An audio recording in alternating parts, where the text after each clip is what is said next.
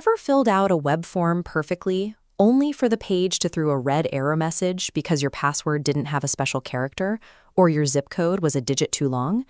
That's front-end JavaScript validation at work, keeping your data strictly controlled inside the browser. But we don't have to play by those rules. If we grab that data mid-flight, we can rewrite the rules and bypass the barrier entirely. To do this, you need three things up and running: an active instance of Firefox, Burp Suite, and your local target web application. Bypassing these front-end restrictions means taking control of the data the moment it leaves your browser, but right before it actually reaches the web server. Step 1 is to see exactly what we're up against. Go ahead and fill out the form in your target application, but intentionally break the formatting. Use the wrong lengths, throw in special characters, and ignore the required parameters. When you hit Submit, the web interface immediately responds by throwing multiple red JavaScript validation errors on your screen. The browser is refusing to send the data. To understand how the site knows you made a mistake, we have to look under the hood. Open up the Firefox Web Developer Tools so we can observe the background network traffic. Navigate over to the Network tab. With that open, click Submit on the form one more time and look for the outgoing post request generated by your action. This brings us to the actual vulnerability. If you check the request parameters in that post request, you can see exactly how the JavaScript is grading your input. It's actively tallying your formatting mistakes into a single variable, specifically looking for a parameter labeled error equals 7. By seeing exactly how the application tracks those errors, we now know the precise variable we need to attack. To manipulate that outgoing traffic, we need to set up a roadblock between your browser and the rest of the internet. Head over to your Firefox preferences, scroll all the way down to the Network section, and select Manual Proxy Configuration.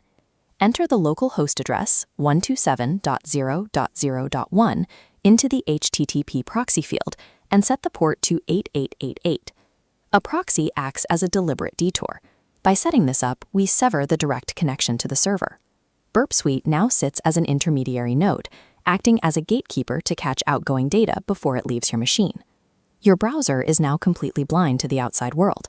It thinks it's sending data to the server, but it's actually only communicating directly with your local proxy tool.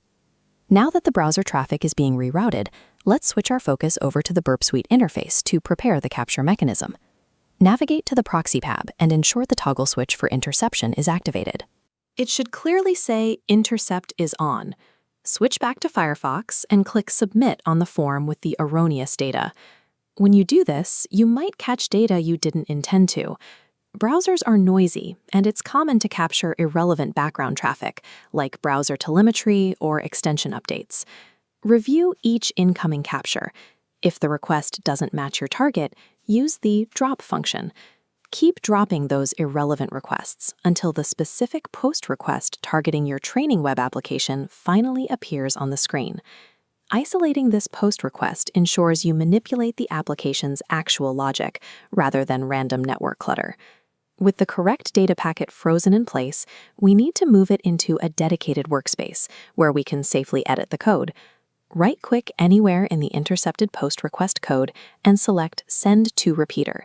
You'll see the Repeater tab light up orange. Click into that Repeater tab and scroll to the very end of the captured payload string. This is where the restricted validation data lives. Here is the core attack mechanism.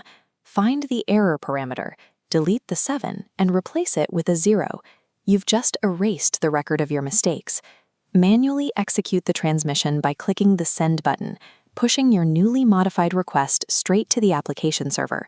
You have successfully falsified your compliance.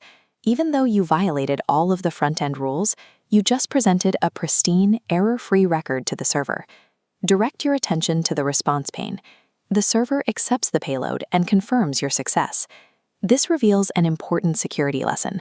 JavaScript validation is merely a convenience for the user interface. It is a filter, not a true security boundary. Secure web applications cannot trust the browser. They must always enforce strict data validation on the backend server to prevent this exact kind of manipulation. Intercepting transit data exposes the fatal flaw of trusting the client. Try applying this method to test other parameters in your own environments. And if you found this walkthrough helpful, make sure to subscribe to the channel for more cybersecurity tutorials.